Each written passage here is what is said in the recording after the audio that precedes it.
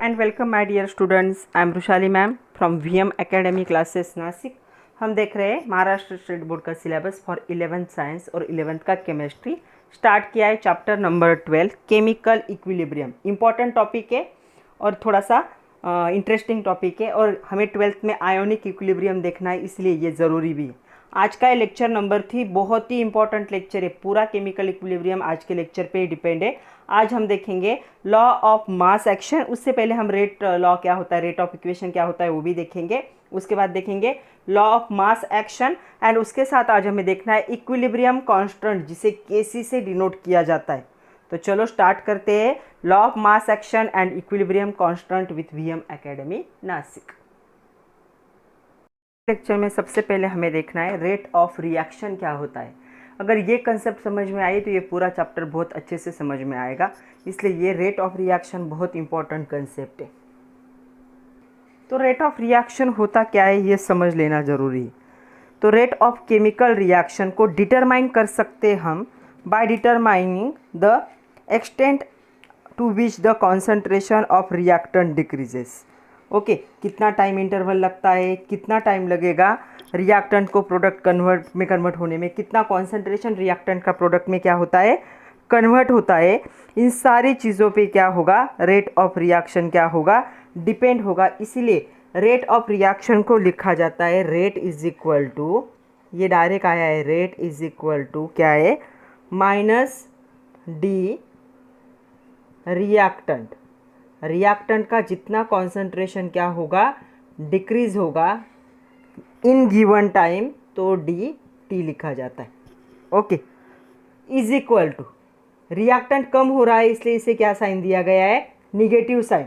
Product क्या हो रहा है इंक्रीज हो रहा है इसलिए उसको पॉजिटिव साइन होगा.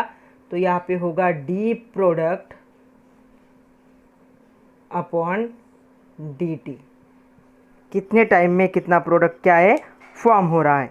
यहाँ पे डी रिएक्टेंट डी प्रोडक्ट क्या होंगे, these are the small decrease और increase in concentration during the reaction.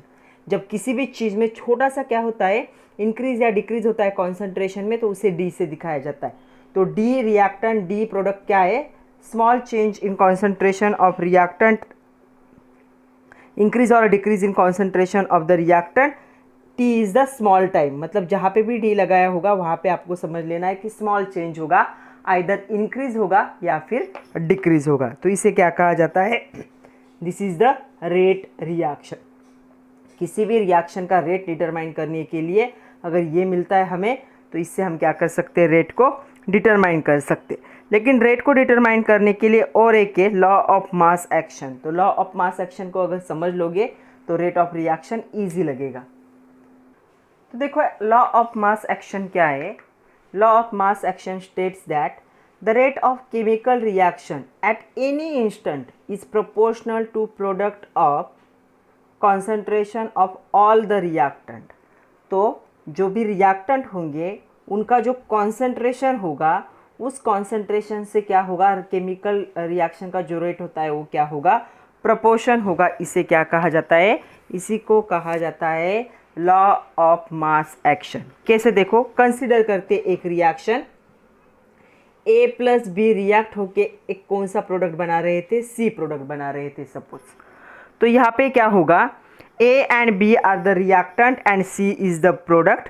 Concentration of the chemical species are expressed in mole per litre. तो कॉन्सेंट्रेशन का यूनिट क्या होता है मोल पर लीटर होता है. तो इनका कॉन्सेंट्रेशन क्या होगा मोल पर लीटर. तो यहाँ पे क्या किया जाएगा, ये जो कॉन्सेंट्रेशन का यूनिट लिखने की जगह पे क्या किए जाते हैं ऐसे स्क्वायर ब्रैकेट यूज़ किए जाते. मतलब यूनिट लिखने की जगह पे कॉन्सेंट्रेशन का क्या किया जाता है स्क्वायर ब्रैकेट को यूज़ किया जाता है.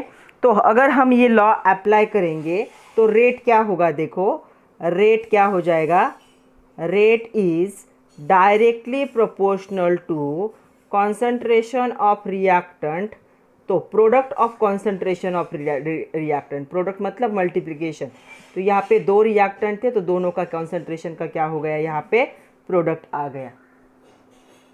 तो according to mass law of mass action से हमने क्या किया रेट लॉ लिखा. क्या है देखो rate of chemical reaction, rate of chemical की reaction is proportional, directly proportional, product, ये प्रोडक्ट है, प्रोडक्ट मतलब multiplication, concentration of all reactant, देखो दो रिएक्टेंट इन्वॉल्व थे और कॉन्सेंट्रेशन के लिए ये बॉक्स यूज किए जाते, तो हम क्या कर सकते हैं, ये रेट लॉ ऐसे लिख सकते। अभी ये प्रोपोर्शनलिटी का साइन नहीं चाहिए तो हम क्या कर सकते हैं, यहाँ पे कुछ भी कांस्टेंट यूज़ कर सकते हैं, और हमेशा रेट लॉ का कांस्टेंट क्या होता है, के होता है। तो हम लिख सकते हैं rate is equal to K into concentration of A reactant A into concentration of reactant B, where K is constant known as proportionality constant।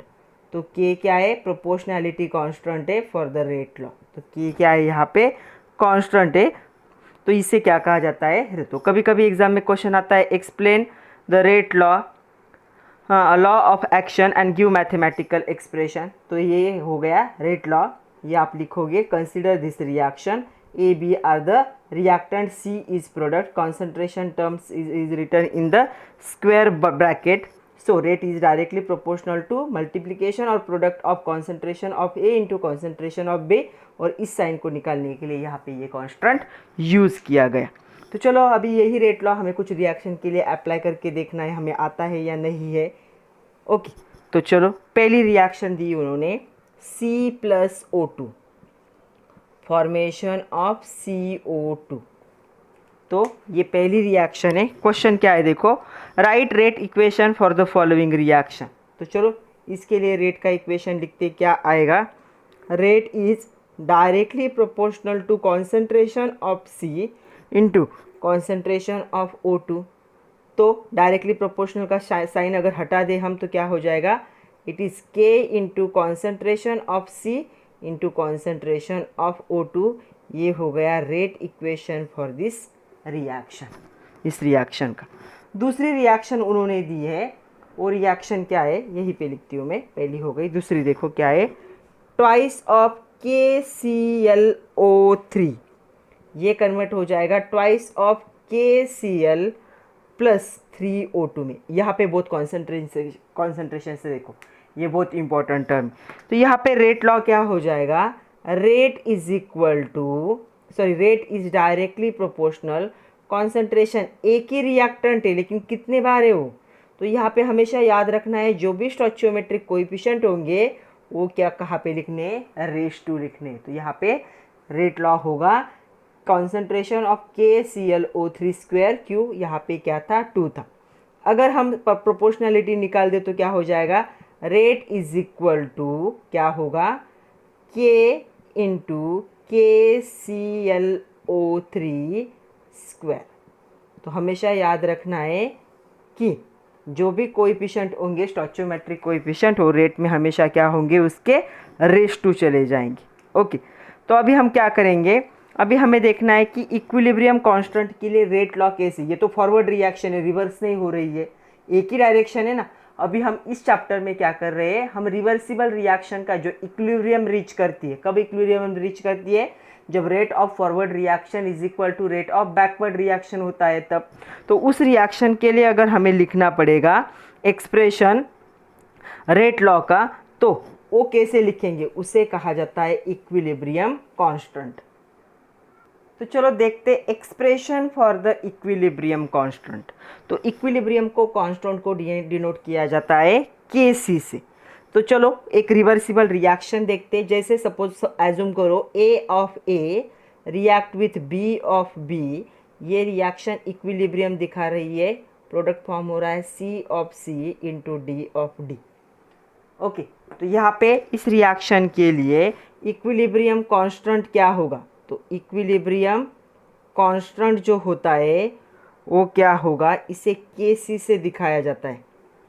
तो इक्विलिब्रियम कांस्टेंट क्या होगा, यहाँ पे होगा कॉन्सेंट्रेशन ऑफ प्रोडक्ट, मैं यहाँ पे ऐड कर रही हूँ, ये बुक में डायरेक्ट दिया है, अपॉन कॉन्सेंट्रेशन ऑफ रिएक्टेंट।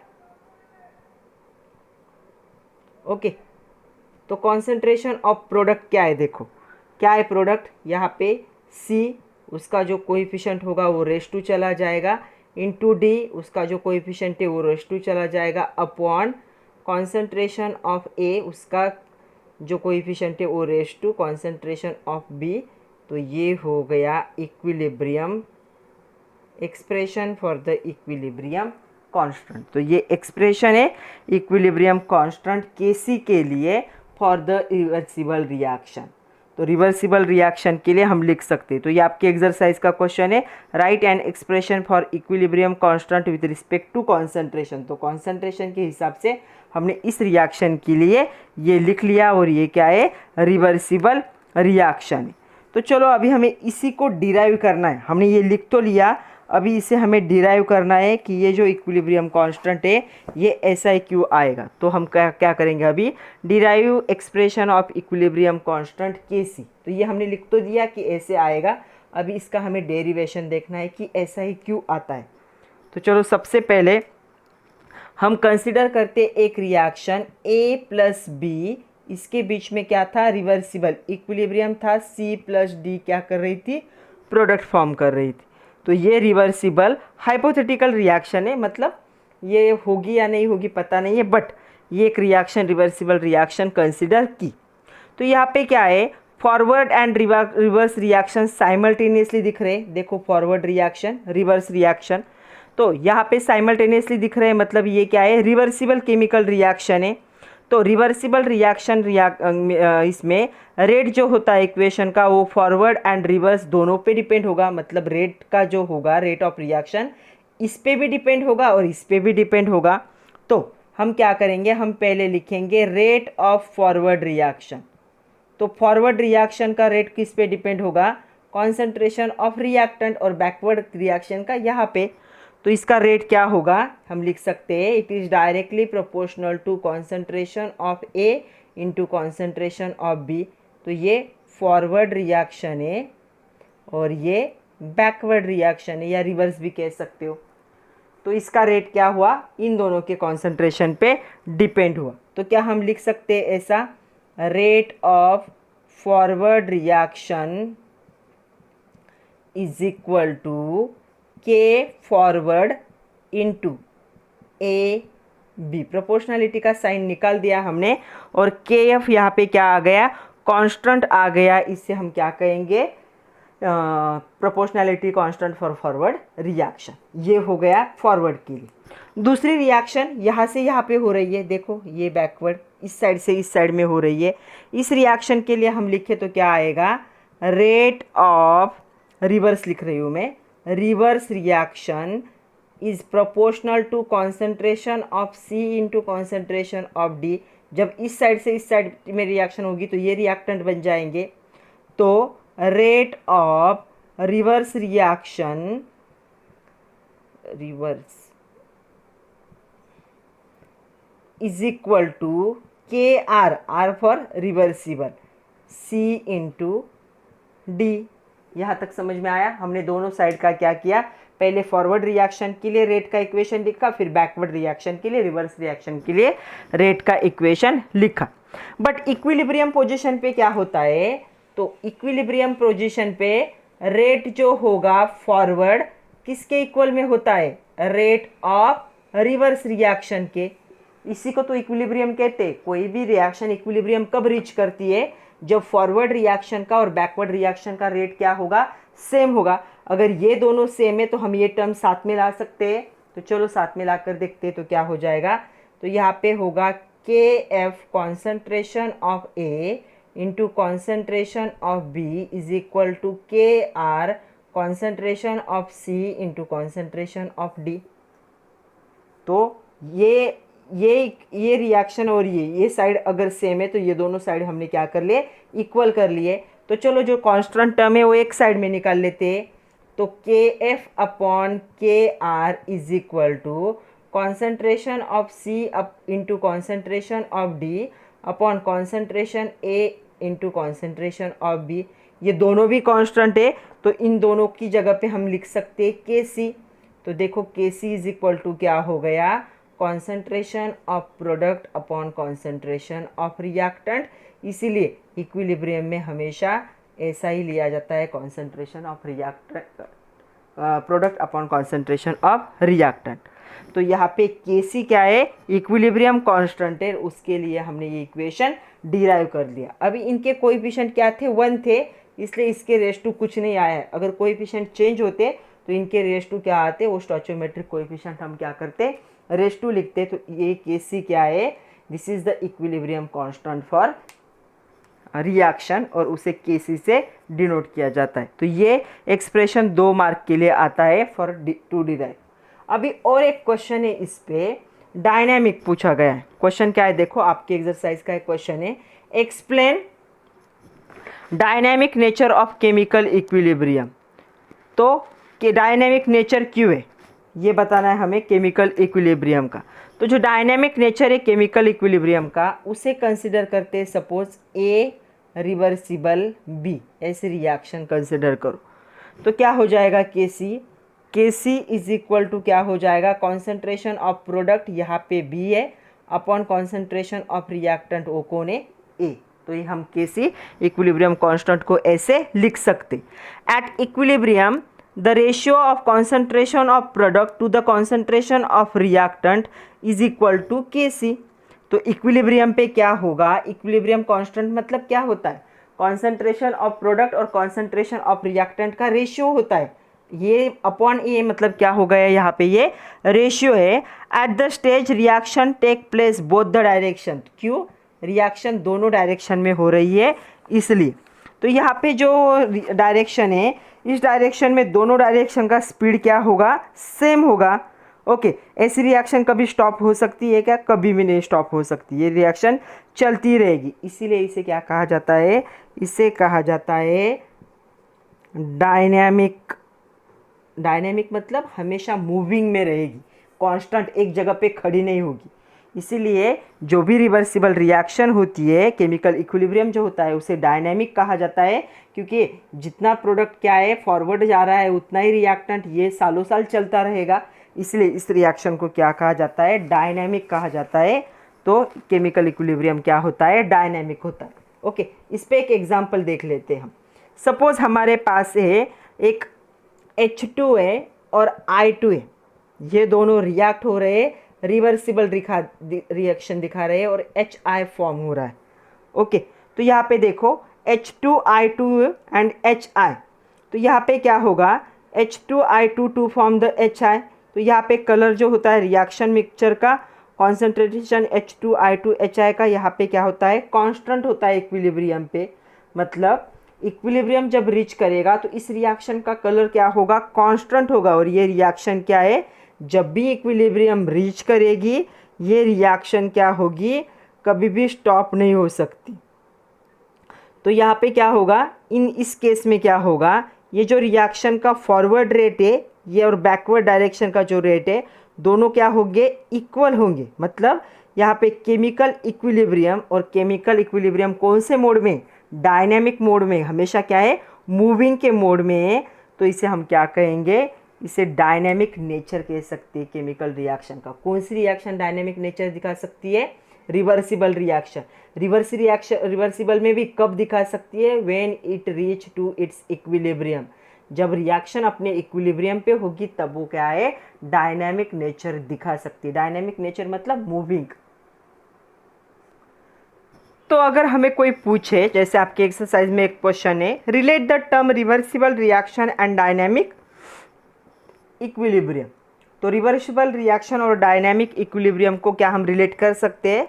तो रिवर्सिबल रिएक्शन क्या होती है, the reaction which do not go completion. जैसे A प्लस बी फॉर्म कर रहा था C प्लस डी, तो ये reversible reaction, A B C D में कन्वर्ट होते रहे थे और सी डी वापस कंबाइन होके ए बी में, तो ये क्या हो गई, रिवर्सिबल। ये रिएक्शन कभी भी कंप्लीट नहीं हो सकती, ये रिएक्शन दोनों डायरेक्शन में होती रहेगी। इसे हम क्या कहते हैं, रिवर्सिबल रिएक्शन कहते हैं। तो ऐसी रिएक्शन में क्या होगा, ऐसी रिएक्शन बहुत लॉन्ग टाइम तक चलती है। क्यों, 100% रिएक्टेंट प्रोडक्ट में कन्वर्ट ही नहीं होता। जितना रिएक्टेंट प्रोडक्ट में कन्वर्ट हो रहा है वापस प्रोडक्ट क्या कर रहे हैं, एक साथ रिएक्ट होकर रिएक्टेंट में कन्वर्ट हो रहे हैं। तो ऐसी रिएक्शन क्या है, बहुत लॉन्ग टाइम के लिए चलती है। और कॉन्सेंट्रेशन ऑफ रिएक्टेंट जो होता है वो क्या होता है, वैरी नहीं होता टाइम के हिसाब से, मतलब धीरे धीरे क्या होना चाहिए था, डिक्रीज होना चाहिए था। बट कॉन्सेंट्रेशन क्या है यहाँ पे कांस्टेंट रहता है, क्योंकि सी और डी क्या कर रहे हैं, वापस से बी को बना रहे हैं। तो ये रिएक्शन लॉन्ग पीरियड के लिए चलती है। तो यहाँ पे जो फॉरवर्ड रिएक्शन होती है और जो बैकवर्ड रिएक्शन होती है, ये दोनों कंटिन्यूस चलते हैं अपोजिट डायरेक्शन में सेम स्पीड में, तभी तो इक्विलिब्रियम अचीव होता है। और यही क्या है, डायनेमिक नेचर है। तो हम कह सकते हैं if the reaction is not reversible then it can not attain the dynamic equilibrium. कब अटेम्प्ट कर सकती है डायनेमिक इक्विलिब्रियम, जब वो क्या होगी, रिवर्सिबल होगी। तो रिवर्सिबल रिएक्शन ही क्या कर सकती है, डायनेमिक इक्विलिब्रियम अचीव कर सकती है। नेक्स्ट देखो, एक क्वेश्चन है। क्वेश्चन क्या है, show that equilibrium constant of the reverse chemical reaction is the reciprocal of equilibrium constant. तो हमें क्या दिखाना है, के सी डैश ये रिवर्सिबल का है, ये क्या होता है, फॉरवर्ड रिएक्शन के एग्जैक्ट क्या होगा, रेसिप्रोकल होगा। तो हमें ये प्रूव करना है। ओके, तो चलो एक रिएक्शन लेते हैं। सपोज ए प्लस ए, यही रिएक्शन आपको बहुत बार दिखेगी आपके पूरे बुक में, C plus D plus D, ये एक रिएक्शन थी। ओके, इस रिएक्शन का केसी क्या होगा, देखो C concentration of product upon reactant आता है ना, C raise to C D raise to D into A raise to A B raise to B.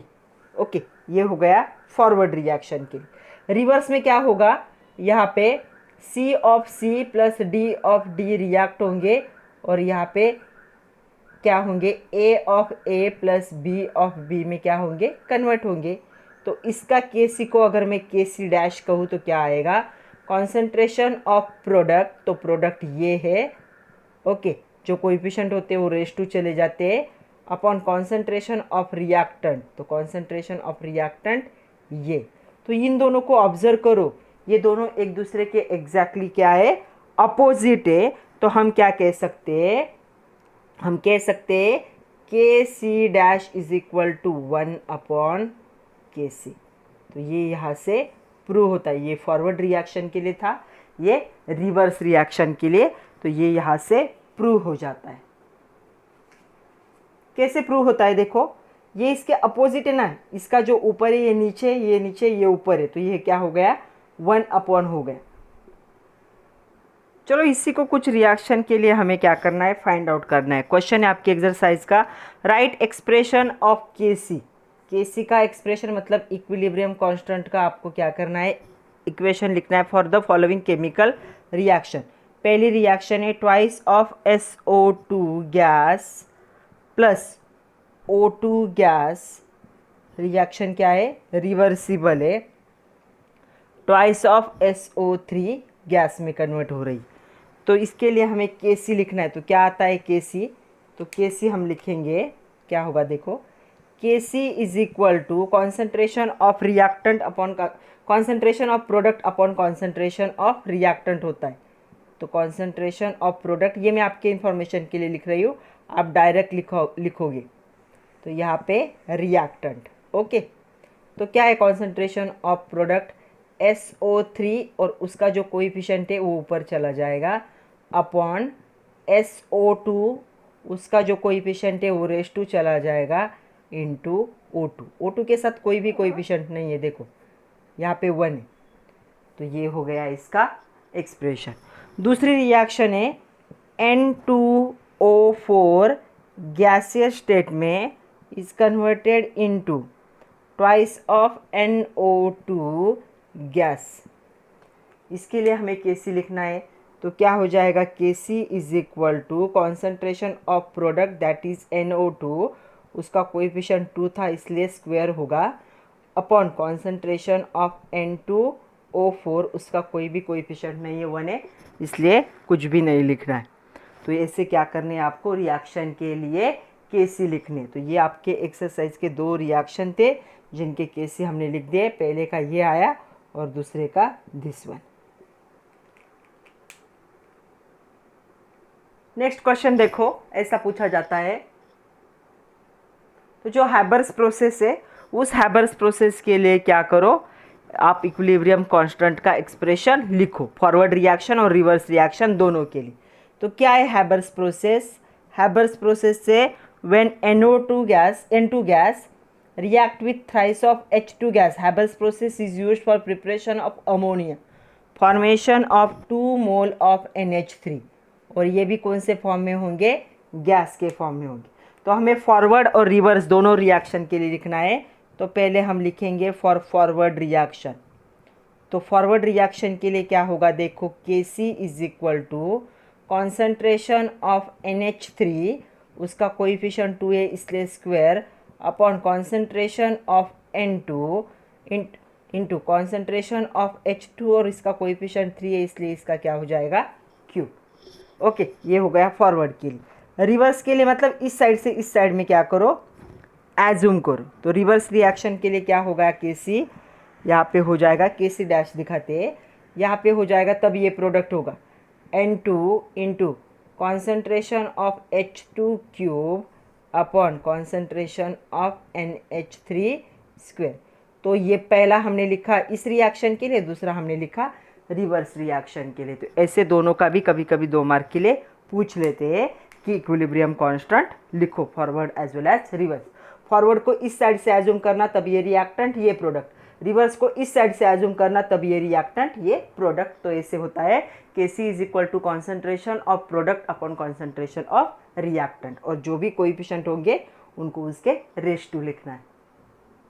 अभी हमें ये 2 रिएक्शन दिए, देखो ये एक रिएक्शन है और ये दूसरी, ये फॉरवर्ड है और इसी की रिवर्स रिएक्शन साइड में लिख के दिए। क्वेश्चन क्या है देखो, क्वेश्चन ऐसा है, how are the equilibrium constant of the following pair of reaction are related. जो इक्विलिब्रियम कांस्टेंट है नीचे के रिएक्शन के, वो एक दूसरे से कैसे रिलेटेड होंगे।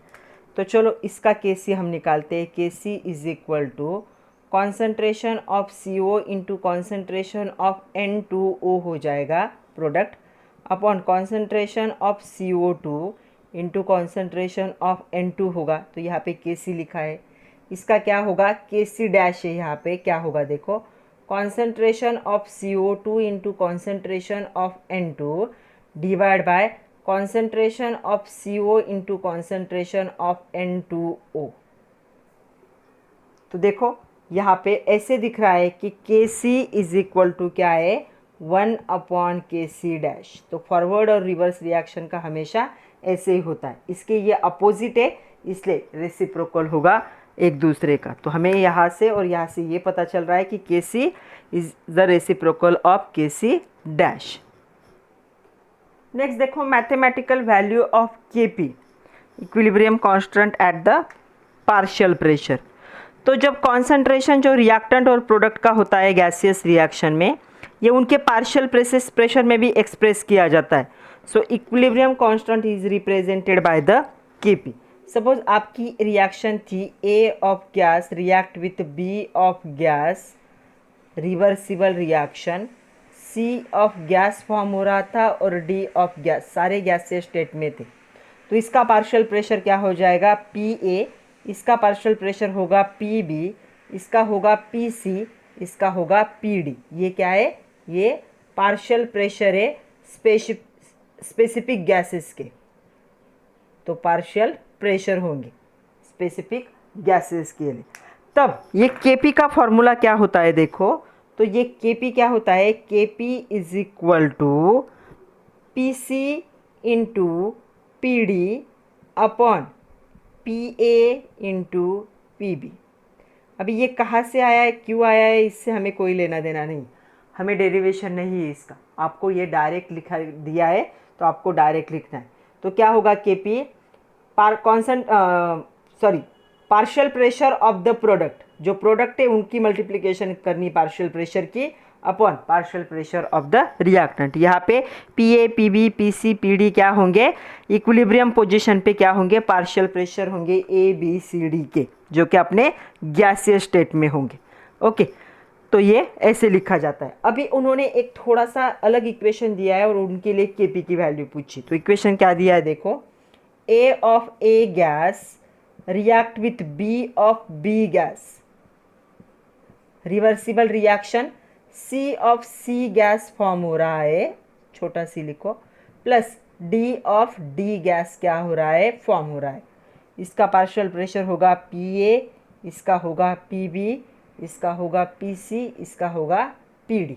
हमें बोला है कि Kp का इक्वेशन लिखो। क्वेश्चन क्या है देखो, write Kp expression for this reaction. तो क्या हो जाएगा Kp का equation, Kp is equal to क्या होगा, Pc रेस टू क्या आएगा अभी, C कोइफिशिएंट, ये भूलना नहीं है, या पहले रिएक्शन में कुछ भी नहीं था। Pd रेस टू उसका कोइफिशिएंट क्या है, D, upon Pa raise to उसका है A, and Pb raise to क्या है उसका B। तो इस रिएक्शन के लिए Kp का फॉर्मूला ये होगा। जो भी कोएफिशिएंट होते हैं तो इक्विलिब्रियम में हमेशा वो क्या होंगे, उनके रेस टू चले जाते हैं। तो ये हो गया इसका फॉर्मूला। आपके टेक्स्ट बुक में और एक क्वेश्चन पूछा है जो कि हम देख चुके, जो हमने देखा था स्टेट्स ऑफ मैटर, उसमें उन्होंने पूछा है, can you recall, page number 180 पे क्वेश्चन है, what is ideal gas equation significant, write with the significant of each term involve in it. क्या है ideal gas equation, PV is equal to nRT।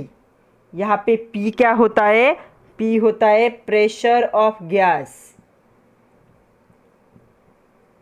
V क्या होता है, V होता है volume of gas, T क्या होता है absolute temperature of gas, N क्या होते हैं number of moles of gas,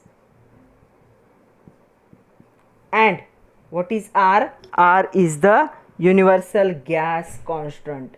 R क्या होता है, यूनिवर्सल गैस कांस्टेंट होता है। और इस इक्वेशन को क्या कहा जाता है, आइडियल गैस इक्वेशन। इसे हमें यूज़ करना है एक एक्सप्रेशन में, इसलिए आपको ये पता होना ज़रूरी। वैसे भी हम स्टेट्स ऑफ मैटर में देख चुके, इसके न्यूमेरिकल भी सॉल्व किए। चलो अभी हमें देखना है relation between Kc upon Kp। Kc और Kp के बीच में क्या रिलेशन है उसे हमें डिराइव करना है। ओके, तो चलो ये क्वेश्चन आपके एक्सरसाइज का है, एक्सप्लेन रिलेशन बिटवीन। तो कंसिडर करते हैं एक reversible reaction A of A gas plus, gases state में होगा तभी पार्शियल प्रेशर आएगा ना, B of B gas, reversible reaction C of C gas plus D of D gas. ये एक रिएक्शन है हमारे पास। इसका Kp क्या हो जाएगा, Kp होगा Pc raise to C, Pd raise to D upon Pa raise to A, Pb raise to B। ये इक्वेशन अभी हमने देखा था। ओके, तो यहाँ से क्या पता, for ideal gas mixture partial pressure जो होता है हर कंपोनेंट का, ये डायरेक्टली प्रोपोर्शनल होता है टू द कांस्टेंट टेम्परेचर। मतलब क्या होगा, for ideal gas PAV is equal to NART, बाकी के टर्म क्या होंगे, कांस्टेंट होंगे। पार्शियल प्रेशर किससे रिलेटेड होता है, नंबर ऑफ मोल्स जो होंगे गैस के उससे रिलेटेड होता है। ओके, तो यहाँ पे हम क्या ऐसे लिख सकते हैं, PA is equal to NA upon VRT। तो हम ऐसा लिख सकते। ओके, यहाँ पे Na upon V is the molar concentration of A in moles per dm cube. तो ये मोलर कॉन्सेंट्रेशन है, तो मोलर कॉन्सेंट्रेशन को हम क्या करते, ऐसे लिखते। तो ये जो टर्म है ये ऐसी आएगी इनटू RT। ये क्या है, molar concentration, molar concentration of A। तो इसे ऐसे लिखा जाता है, कॉन्सेंट्रेशन के लिए हम बॉक्स यूज़ करते इनटू RT। तो इसे ऐसा लिखा जाएगा। तो PA इज इक्वल टू क्या होगा, कॉन्सेंट्रेशन A इंटू क्या होगा, RT होगा। सिमिलरली PB क्या होगा, concentration of B into RT, right. PC क्या होगा, concentration of C into RT, and PD क्या होगा, concentration of D into RT। तो ये अगर एक के लिए ये रूल लगाए तो ये रूल क्या होगा, सबके लिए एप्लीकेबल होगा। तो चलो यही सारे वैल्यू इस इक्वेशन में हम पुट करते। तो क्या होगा, Kp is equal to concentration C raise to C into concentration of RT raise to C into concentration of D raise to D into concentration of R T raise to D upon, ये value हम put कर रहे हैं सिर्फ, concentration of A raise to A R T raise to A B raise to B R T raise to B. Okay, इस equation में हमने ये वैल्यू पुट की, ये चारों वैल्यू, तो हमें ये एक्सप्रेशन ऐसे मिला यहाँ पे। अभी हम लिख सकते हैं K P is equal to, हम क्या करेंगे अभी, जो सेम टर्म है उनको एक साथ कर लेते, तो आर टी रेस टू क्या हो जाएगा, ये सी प्लस डी हो जाएगा upon concentration of A raise to A concentration of B raise to B R T raise to क्या हो जाएगा, ए प्लस बी। ओके, तो हमने क्या किया, इन दोनों को इक्वल कर लिया, सेम टर्म है इसलिए।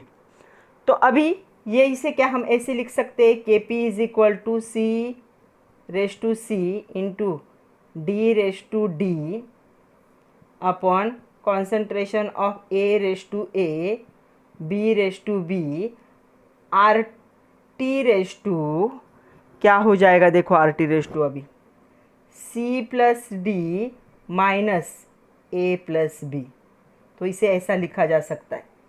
ओके, तो अगर ऑब्जर्व करोगे तो ये वैल्यू किसकी है, ये वैल्यू के सी की है, तो क्या हो जाएगा, K P is equal to K C R T raise to C plus D minus A plus B.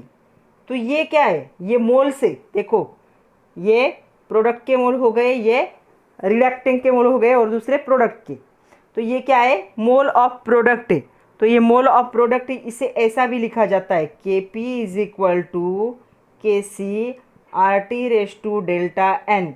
यहाँ पे डेल्टा एन क्या होगा, moles of product minus mole of reactant, और ये है इनके बीच का रिलेशन।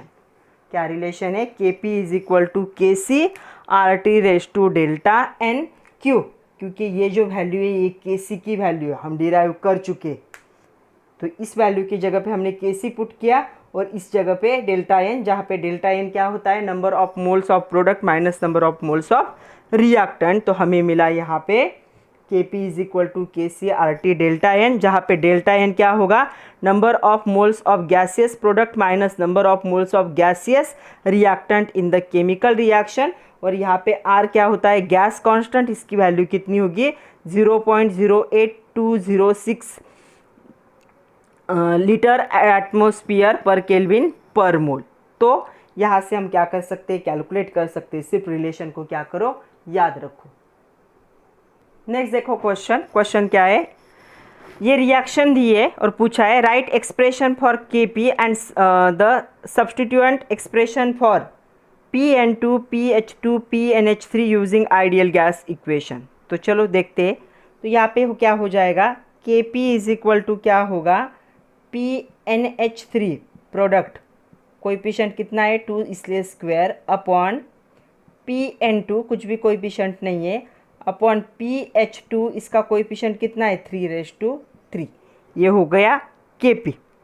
ओके, ये अभी हम क्या करेंगे, उन्होंने बोला है कि आइडियल गैस के फॉर्म में लिखो, तो ये होगा यहाँ पे concentration of NH3 square R T raise to कितना होगा, देखो प्रोडक्ट में कितना है 2 upon concentration of N2 into R T, एक ही है इसलिए सिर्फ आर टी आएगा, concentration of H2 raise to cube, और आर टी रेस टू भी कितना हो जाएगा, क्यूब होगा क्योंकि इसका क्यूब है। ये हमने क्या किया, हर एक के लिए लिख लिया। अभी देखो ये क्या हो जाएगा, NH3 square concentration of N2 concentration of H2 cube, ये हो जाएगा R T square upon R T into R T cube, और ये क्या है, ये के सी है, तो ये बन जाएगा K C into R T raise to कितना होगा, देखो 2, ये 1 माइनस होगा और ये के से होगा -1 + 3, तो क्या आएगा के P is equal to K C R T raise to कितना होगा देखो -2। तो आर टी को मैं ब्रैकेट डाल देती हूँ, आर टी रेस टू -2 होगा फॉर दिस रिएक्शन। तो इस रिएक्शन के लिए ऐसा आएगा। सेम हमें इसके लिए भी लिखना है, for chemical equilibrium reaction right expression for के P and relate to K सी। के पी का लिखना है और के सी से रिलेट करना है। सो के पी इज इक्वल टू क्या हो जाएगा देखो, कॉन्सेंट्रेशन ऑफ एच आई इसका स्क्वायर होगा, इसके साथ आर टी का भी क्या हो जाएगा square, upon concentration of H2 coefficient कुछ भी नहीं है into R T into concentration of I2, इससे भी कोई भी कोएफिशिएंट नहीं इसलिए सिर्फ आर टी आएगा। ओके, तो चलो देखते हैं HI जो कि प्रोडक्ट है upon concentration of H2 into concentration of I2, ये क्या हो गया Kc हो गया। ऊपर है आर टी स्क्वायर है और नीचे क्या है आर टी स्क्वायर ही है, R T into R T, तो आर टी स्क्वायर हो जाएगा, तो ये कैंसिल हो जाएगा और इसे हम लिखेंगे के सी। सो के पी इज इक्वल टू क्या हो जाएगा के सी होगा फॉर दिस रिएक्शन। नेक्स्ट देखो, इस रिएक्शन के लिए हमें लिखना है के पी, तो क्या हो जाएगा K P is equal to pressure of H B R square partial pressure upon pressure of H2 into pressure of Br2, इतना होगा। ओके, के सी क्या हो जाएगा यहाँ पे concentration of HBr square upon concentration of H2 and concentration of Br2, concentration of product upon concentration of reactant. K P is equal to अभी relation हमने डिराइव किया था, क्या था K C R T raise to delta N ऐसे था।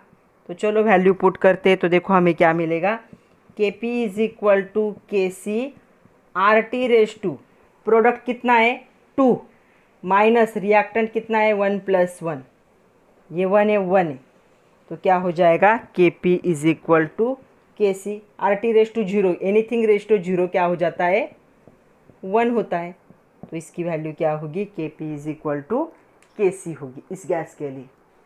See the next reaction, इसके लिए भी हमें लिखना है, तो के पी क्या हो जाएगा यहाँ पे प्रोडक्ट, तो क्या है प्रेशर ऑफ NO उसका कोएफिशिएंट 2 है इसलिए square, pressure of Br2 upon क्या होगा प्रेशर ऑफ NOBr और यहाँ पे कोएफिशिएंट 2 है तो स्क्वायर, के सी क्या होगा इसका concentration of NO square into concentration of Br2 upon concentration of NOBr square. K P is equal to क्या है K C R T raise to delta N, तो क्या हो जाएगा देखो K C R T raise to देखो कितना हो जाएगा 2 + 1 कितना है 3, मैं 2 + 1 ही लिख देती हूँ -2, तो क्या हो जाएगा के सी आर टी 2 + 2 क्या हो जाएगा यहाँ पे स्क्वायर, तो 2 + 2 नहीं यहाँ पे 2 + 1 लिखना पड़ेगा ना, तो सिर्फ आर टी आएगा। देखो 2 और ये 1 2 + 1 और प्रोडक्ट ये प्रोडक्ट माइनस रिएक्टेंट है, तो प्रोडक्ट के मोल 2 और 1 3 और रिएक्टेंट के कितने 2, तो सिर्फ आर टी आएगा, तो इसके लिए एक्सप्रेशन ये होगा इस रिएक्शन के लिए। थर्ड देखो, इस रिएक्शन के लिए लिखना है, तो क्या हो जाएगा K P is equal to pressure of ClF3 upon pressure of ClF into pressure of F2, सबके कोएफिशिएंट 1 है इसलिए रेस टू कुछ भी नहीं आएगा। के सी क्या हो जाएगा K C is equal to concentration of ClF3 upon concentration of ClF into concentration of F2 हो जाएगा।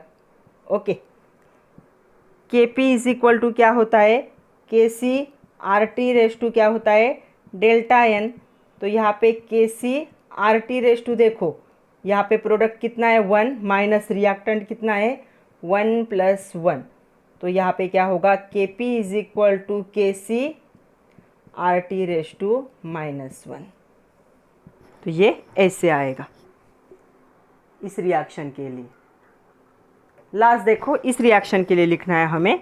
क्वेश्चन क्या है, right expression for Kc Kp and relationship between the equilibrium reaction. तो पहले हम लिखते हैं Kc इज इक्वल टू क्या आएगा, प्रेशर ऑफ C उसका हो जाएगा क्यूब, प्रेशर ऑफ D उसका हो जाएगा square, upon pressure of A उसका हो जाएगा square, pressure of B raise to यहाँ पे 1 है मतलब कुछ भी नहीं। Kp क्या होगा, concentration of C cube into concentration of D square upon ये Kp upon concentration of A square into concentration of B।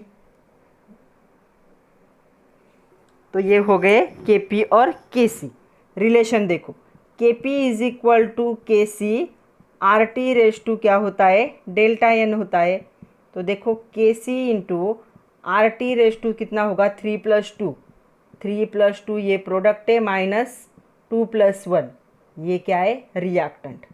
So Kc into RT raise to कितना होगा, 5 में से 3 चला गया तो कितना रहेगा, 2। तो ये है रिलेशन बिटवीन द इक्विलिब्रियम। तो ऐसे 2 मार्क के लिए एग्जाम में पूछ लेते। तो आज के लिए इतना ही था बच्चों।